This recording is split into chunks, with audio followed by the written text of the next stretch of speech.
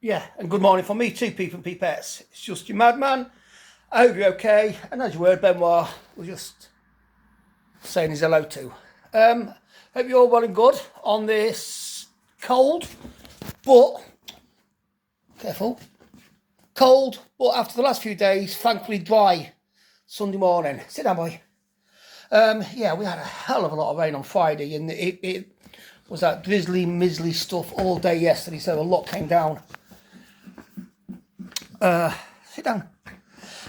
Just a continuation of the arse and elbow journey that I've been telling you about recently. You know, the ones that one doesn't know what the other one's doing. So this is to do with mental health and also the health side of things, how the doctors are changing their plans and whatever. So I got my medication through last week that I told you about one day last week, but I didn't get the quetiapine. I just got another course of amyl sulfide. So I rang up. Sorry, let's go for a walk. We'll go for a walk in a minute. Go in a minute. So I rang them up and asked what's going on. I said I was supposed to be getting some quetiapine in, and I was supposed to be changing my dosage and all this. Like I said, you know what you told me. And they said, yeah, but we need to get this ECG done. I'm like, right, fine. So apparently I'm in for an ECG tomorrow, Monday, I believe. I'm supposed to be going in for an ECG again.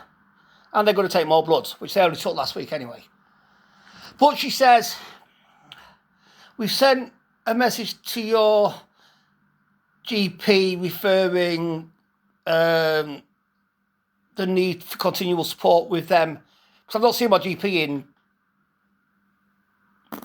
probably about a year, to be honest, my actual GP. To maintain contact and support and liaison, which would be nice in the first place. But hey, so I then get a phone call from the doctors on Friday saying because they've only been giving me my medication in a week's worth at a time rather than a month.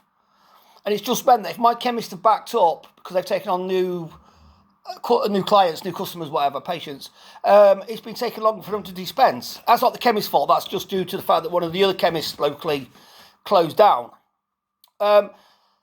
So they rang me up to say, we need to discuss... Benoit, give me a minute. Logs.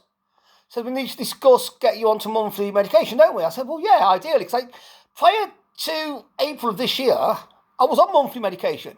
So I don't really know what happened. A few things happened personally, but I don't know why they changed that. Anyway, she says, we need to discuss your blood test results that you just had. Now, this is not long after I just had a message saying they needed to take more blood tests at Navigo. So I was like, right, fine, whatever. And then, so she said, right, we'll get you in to have some blood tests. And then you need to go speak to somebody at the hospital about your liver function. So somebody from the liver function team will be in touch with you, which, as I've explained to you all, I know that's the case because my liver function is knackered due to abuse of alcohol over the years. And also, as I state, not in an excuse that kind of way, but in a way that... Leave it! Sorry.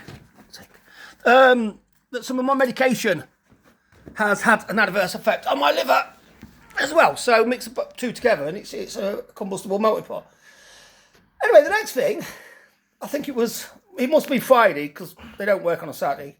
I got a text message saying, following my appointment with the doctor, and it was a phone call appointment,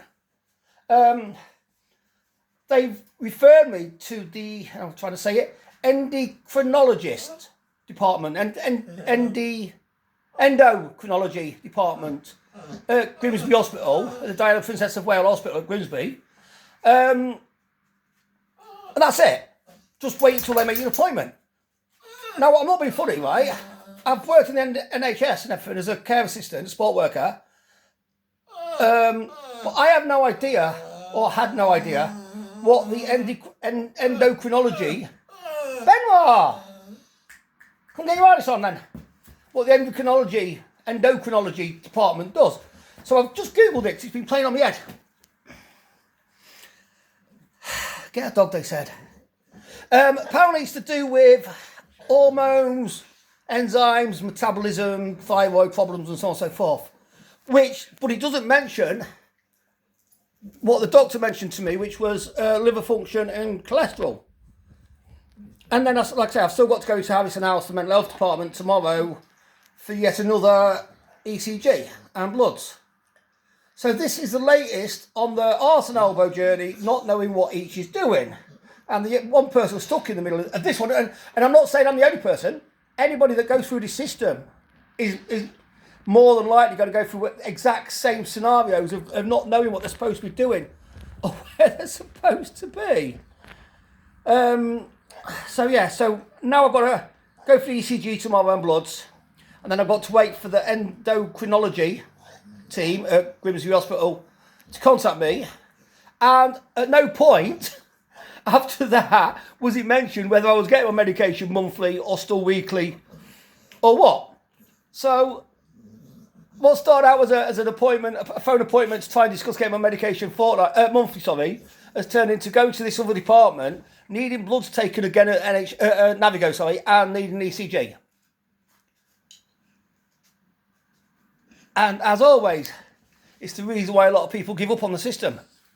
It's the reason why a lot of people give up trying to get the help that they need. And my dog's now trying to hump my leg. Give up trying to get the help that they need, because you just pass from pillar to post, arse and elbows. Nobody's reading notes. Nobody's clicking on links. You've got 3 or 4, what's to say, too many cooks spoil the broth and all that gubbins. You've got people all over the place. Don't know if you can hear the noise he's making.